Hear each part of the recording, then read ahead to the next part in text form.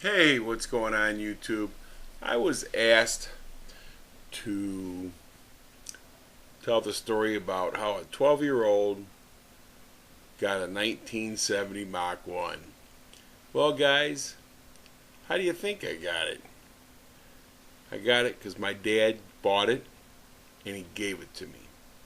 And the story goes,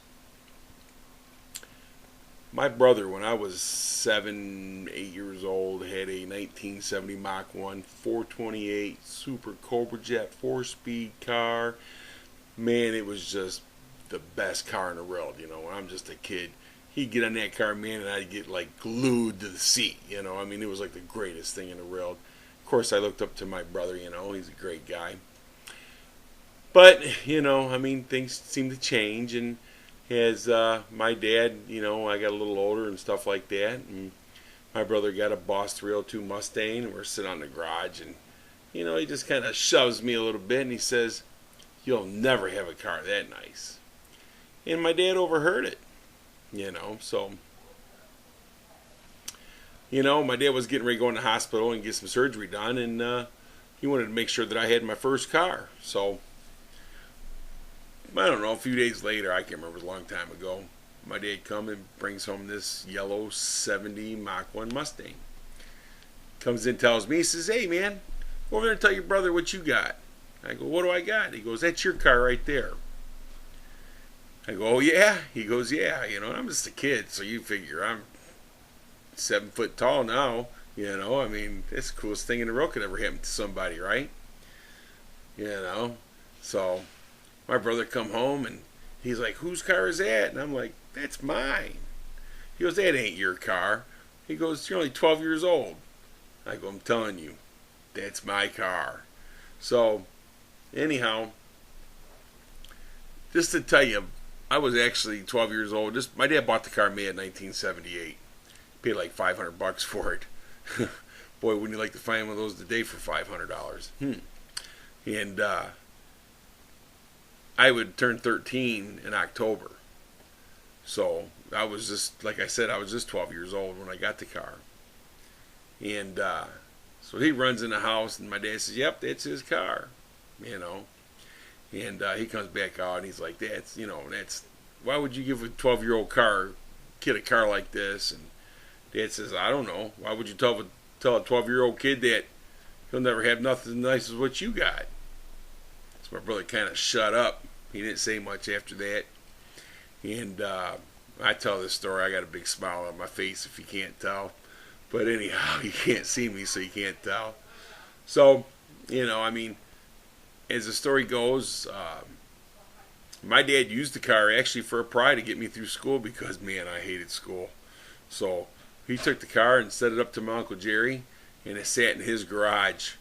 That car sat in his garage until I turned 18 years old and showed him a diploma. Actually, I didn't really get the car until I was 19, was able to drive it. I had to make sure that I gave him a diploma, and I went up there and picked the car up and brought it back. So it sat up there for quite a few years. And while I had the car, my brother, he always wanted the car, and I always told him, "If I ever sell it, Rick, you get first dibs on the car." Well, in 2003, I had the car, was all in pieces. So I was getting ready to restore it, and I become pretty sick. So I ended up in the hospital for the month of February. So when I got out of the hospital, I really didn't touch the car, mess with the car, and then right around, I'd say June of '05, I finally give up on the car. I couldn't work on it. I needed the money because I was laid off from work, and not everybody's life is perfect, but I can't say my life was ever bad. I've always had a great wife and great family, so I can't complain. But guy come up, wanted to buy the car, and I said, "I give my brother first dibs on it. If you don't buy it, I'll sell you the car." So I turned around, and my brother wanted the car, and I sold him the car. He bought the car, gave me some cash. Can't remember exactly how much it was. And he gave me a 1966 Ford pickup. I ended up selling that because I needed the money. I was laid off from work, and I wasn't in the greatest shape. I actually had been that June of 2005. I had been in the hospital. So that's when I give the car up to him. So I mean, it's just the way it fell, you know. And then he had the car for 8 years, because June of 2013 he called me on the telephone and said, "Hey, you want to buy this car back?" And I'm like, "Well, yeah, of course I want to buy that car back. Dad gave me that car."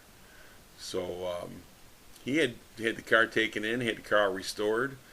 I don't think the guy did that great of a job, but you know, I mean, it's done. I can drive the car and do whatever I want with the car. But then again, everybody's got different, you know, poise on what's good and what's bad when it comes to a car. I've been around cars my whole life. I grew up. My dad's been in the car business my whole life. So anyhow, June of 2013, I bought the car back. So he had the car for 8 years. And I've had the car ever since. I've been offered good money for the car, but I won't sell the car. I'll never sell a car again. You know, I mean, I'm old enough now and wise enough where I can make me a little bit of money. I don't have to sell it. But that's the story of the 70 Mach 1. My dad bought me that car when I was 12 years old. And my brother had it for 8 years of the 39 years I've had the car. And I got her back, so she's mine. I'm keeping her, and I've had her for a long time. So that's the story of the car. Thanks for watching. Thanks for checking it out. And if you look at the pictures, the blue Mach 1, that was my brother's, and that was the car he had. I don't have a picture of the Boss that he had at the time. He does have a Boss now, but it's a different one than he had at the time when all this went down. So hey guys, I appreciate you watching, and I'll talk to y'all soon. You guys have a great evening, morning, or whatever time it is you watch this. I'll talk to you soon.